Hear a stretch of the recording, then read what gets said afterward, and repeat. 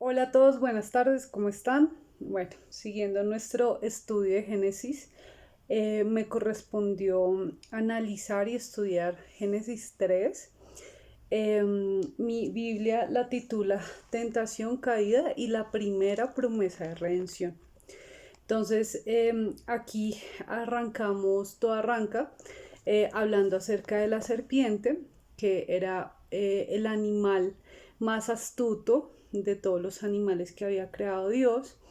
Digamos que en este versículo me tomé pues la tarea de poder estudiarlo y decir, bueno, realmente la serpiente era el diablo, no era el diablo, era un animal pues que tenía como cierto comportamiento diferente a otros animales.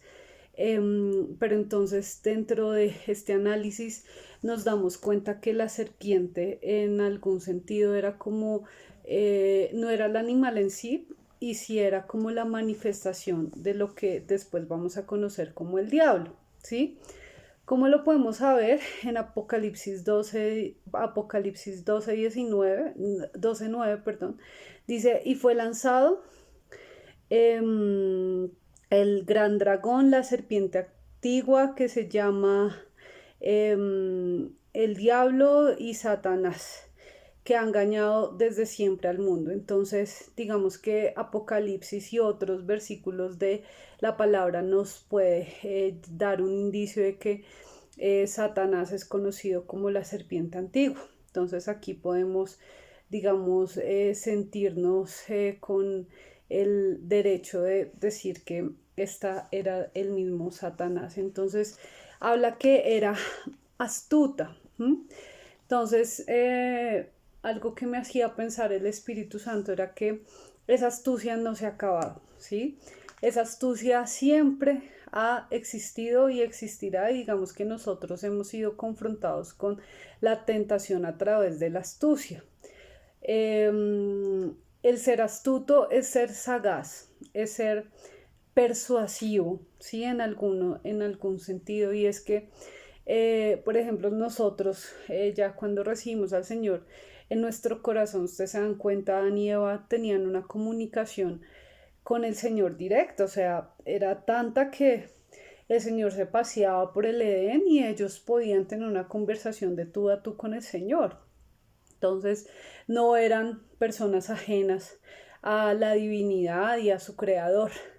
Pero entonces la serpiente fue astuta, la serpiente lo que hizo fue convencer a la mujer que Dios decía mentiras, que lo que él había dicho realmente era mentiras y que el árbol realmente lo que iba a hacer es que les iba a dar más sabiduría y de alguna manera iban a ser como Dios. Entonces, creo que llevándolo en este contexto que estamos viviendo, nosotros hemos sido persuadidos por ciertas cosas que inclusive a veces nos parece como, venga, ¿sabe qué? Ay, pucha, ¿para qué guardarse? ¿Para qué esperar?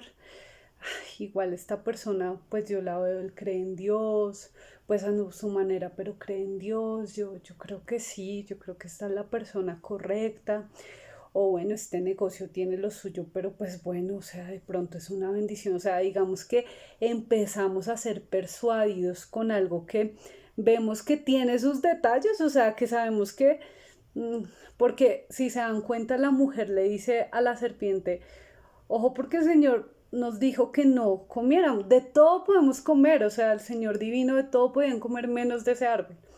Pero entonces ella les dijo, no, tranquilo, esto es para que ustedes sean igual a Dios. Y yo creo que nosotros vimos eso, entonces creo que de alguna manera tenemos que estar y ser muy atentos, tener nuestros oídos espirituales abiertos a realmente cuál es la palabra de Dios y en qué de pronto estamos siendo persuadidos. Y yo creo que este es el punto también como para pensar en este tiempo si he sido persuadido y que se he cedido de pronto en algunas situaciones que sabemos que hacen parte o más bien van contra la voluntad de Dios.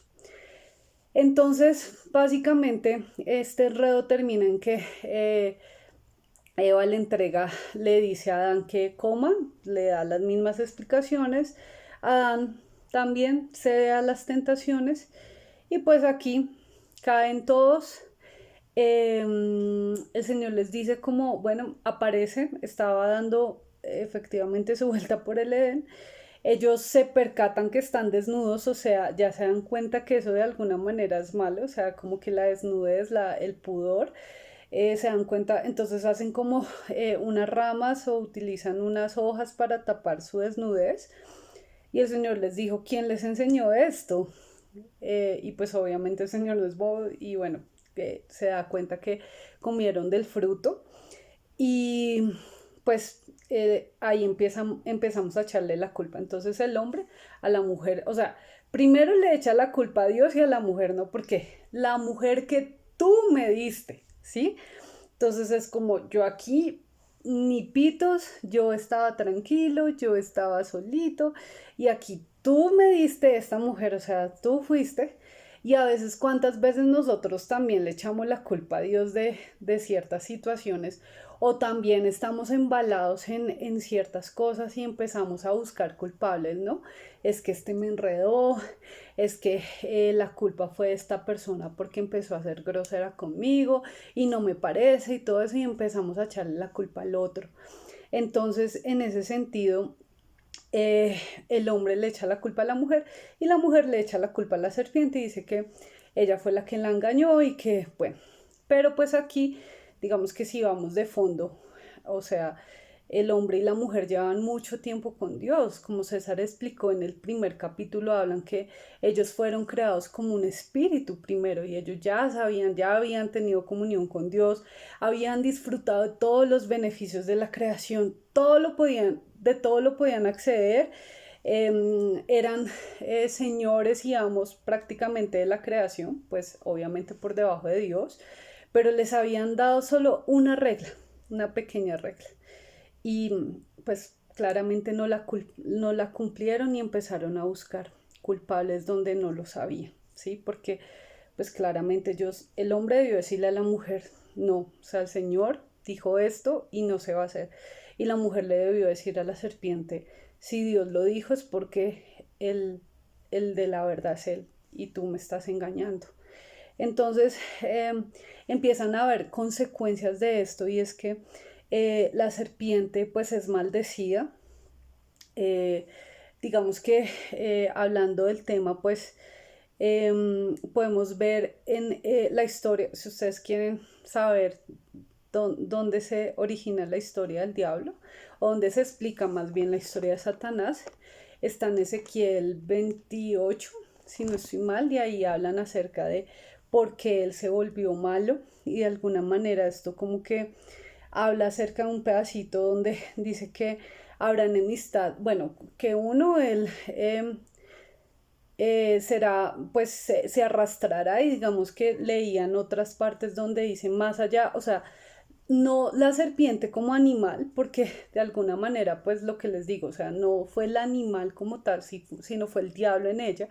Y es que cuando ustedes leen Ezequiel, dice que los hombres se aterrarán de lo desfigurado que está Satanás y como que lo tendrán por poco, o sea, es como también la manifestación y como que el futuro y el fin del diablo, ¿sí? En lo que él va a quedar. Entonces es más como una analogía de esto.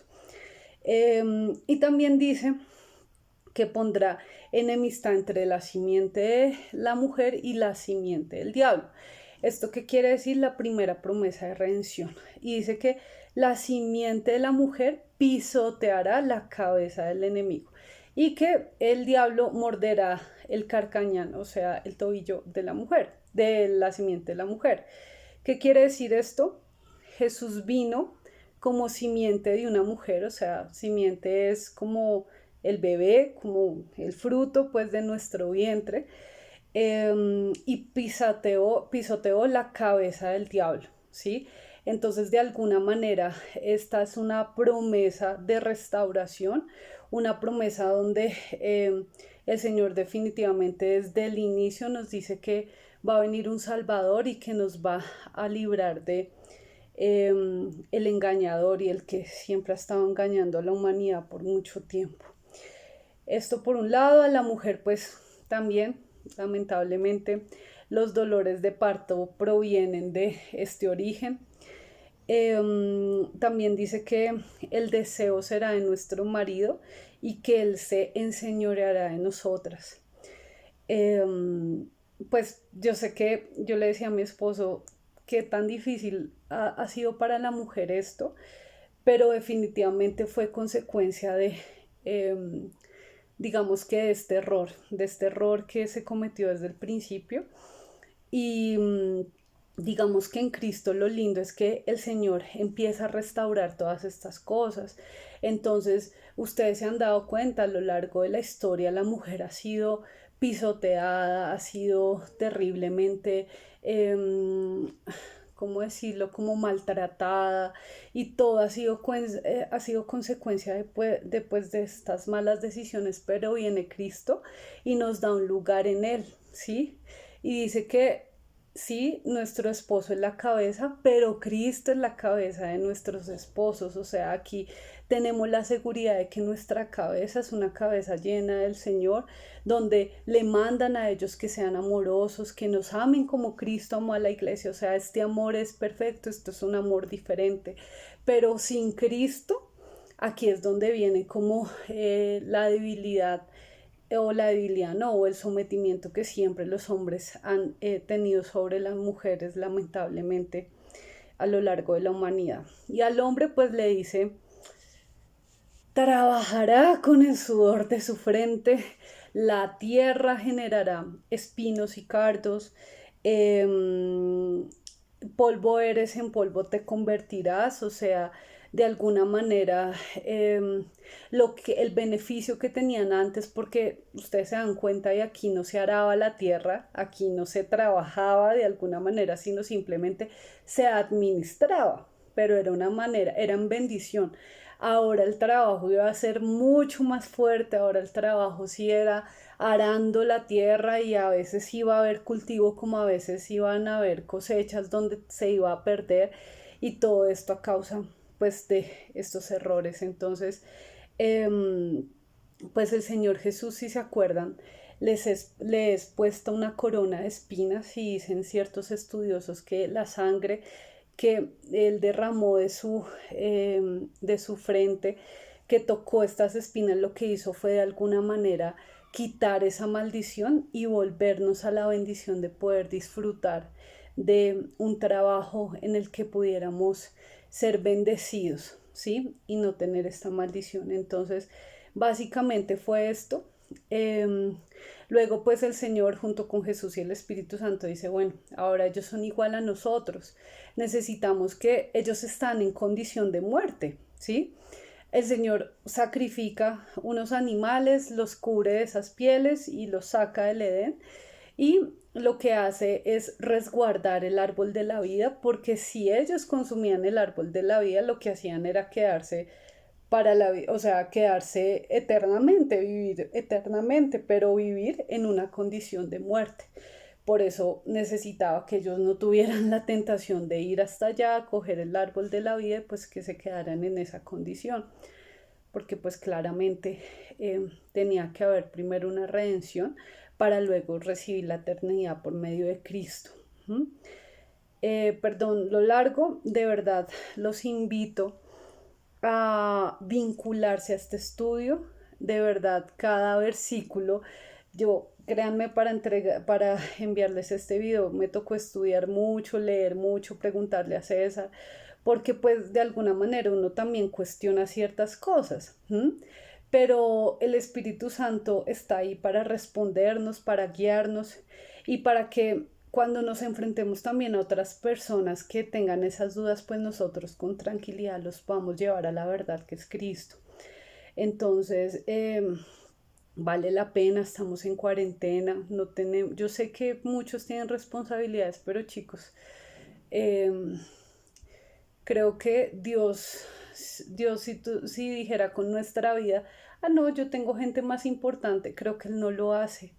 Él siempre nos tiene en cuenta a nosotros de primeras y nos damos cuenta en todas las cosas que Él hace por nosotros, así que debemos ser agradecidos y debemos de alguna manera entregarles también con excelencia nuestro tiempo. A los que no tienen tiempo, no importa, o sea, lo importante es que sean sinceros y que pues nosotros tampoco perdamos tiempo en esto, en el estudio ni nada, sino que de alguna manera podamos pues sentir que los que están recibiendo esto lo están recibiendo con agrado y que también van a ser disciplinados y comprometidos para poder estudiar juntos. Un abrazo, Dios los guarde, hasta mañana.